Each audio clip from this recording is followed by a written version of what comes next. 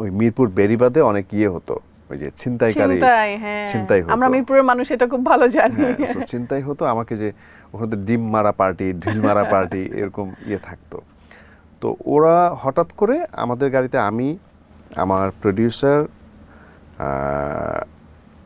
আমার আমার খালাতো ভাই ছিল, আর আমার ড্রাইভার, আমরা মানে আর আমি তো ড্রাইভিং সিটের পাশে বসা ছিল, আর আমার প্রডিউসার আর আমার অ্যাসিস্ট্যান্ট, আমার মানে খালাতো ভাই আর প্রডিউসার পিছনে ছিলেন, পিছনে বসা ছিল। হঠাৎ করে যে ঢিল মারে, আমরা সামনে গিয়ে যাবার পরে একটু দূর গিয়ে দাঁড়াই, তখন যারা বোঝে না তারা তো দাঁড়াবে, ঠিক তেমনি আমিও তখন বুঝতাম না গাড়িতে পাশে কি হলো দেখি।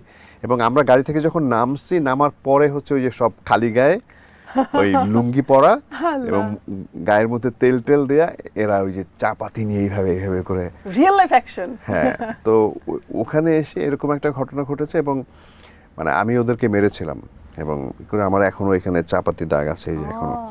সো তো ওই দিনের কথা মনে আছে, এবং ওই দিন পাঞ্জাবি ছিঁড়ে ফেলছিল ওরা, মানে টান দিয়ে, এবং আমি যেহেতু কঠিন ফাইট হয়েছে, এবং আমি লাথিটা সবকিছু কি রেখে গিয়েছিল নাকি? অনেক সময় হয় যে আমরা কোনো না কোনো কারণে ঈদ মাটি হয়ে যায়। আপনার কি এখন পর্যন্ত এরকম কখনো হয়েছে যে কোনো কারণে ঈদ মাটি হয়ে গেছে, ঈদের কোনো আনন্দই ছিল না, আর সেটা কি মনে পড়ে? মনে পড়ে, সেটা হচ্ছে ঈদ মাটি হয়ে যাওয়া না, যেটা হচ্ছে যে আমার 10 বা 11-তে আমার ছবি রিলিজ হয়েছিল ঈদে।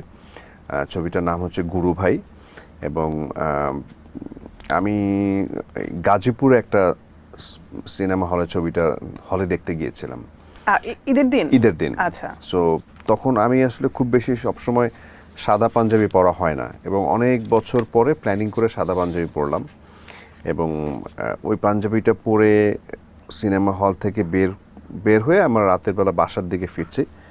তখন ওই মিরপুর বেড়িবাঁধে অনেক হতো, ওই যে ছিনতাই হতো। আমরা মিরপুরের মানুষ এটা খুব ভালো জানি।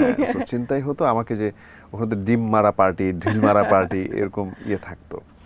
তো ওরা হঠাৎ করে আমাদের গাড়িতে, আমি, আমার প্রডিউসার,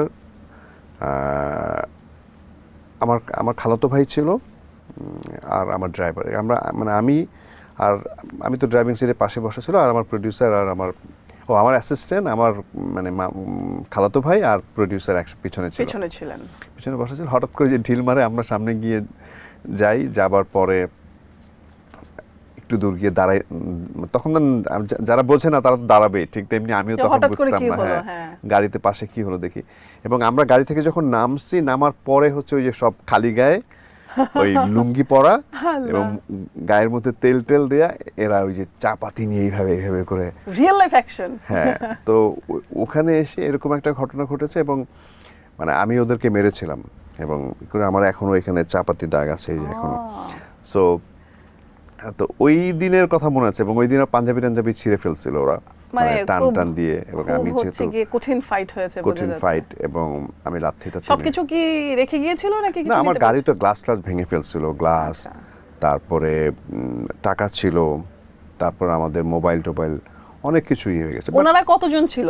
অনেকজন, 7-8 জন। আচ্ছা, 7-8 জন মানে আরো বেশি। আমরা তখন তো এমন একটা জায়গায় গাড়ি, মানে ওরা এমনভাবে প্ল্যান করে যে গাড়িটা একদম অন্ধকার একটা জায়গায় দাঁড়াবে, যেখান থেকে আসলে কোনো কিছু, এবং অনেক বছর আগে তো ওই রাস্তাটা আরো বেশি, হ্যাঁ, মানে তখন তো মাত্র শুরু হয়েছে ওরকম।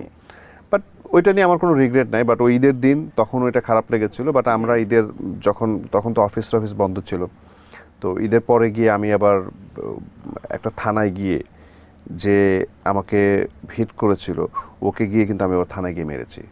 ও ধরতে পেরেছিল? হ্যাঁ, পুলিশ তো ধরবে, কারণ এটা নিয়ে অনেক নিউজ হয়েছে। আমাকে র্যাব 4 থেকে আমাকে ডেকে নিয়ে গেছে, তারপর আমি থানায় গিয়ে কমপ্লেন করে সেটা এটা হচ্ছে আশুলিয়া থানায় ধরে নিয়ে গেছে, এবং ওকে মানে এখন তো মানে ক্যামেরার সামনে বলতে পারতেছি না, এমন মাইট দিছি।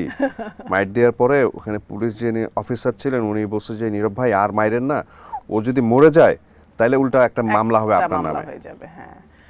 মানে আমার মনে হয় যে ও আমার নাম শুনলে ও মানে ভয় পেয়ে ওর সমস্যা হবে। নেক্সট টাইম নীরব ভাইকে কেউ যেন না ধরে রাস্তাঘাটে, সে কিন্তু সেই মাইট দিতে পারে।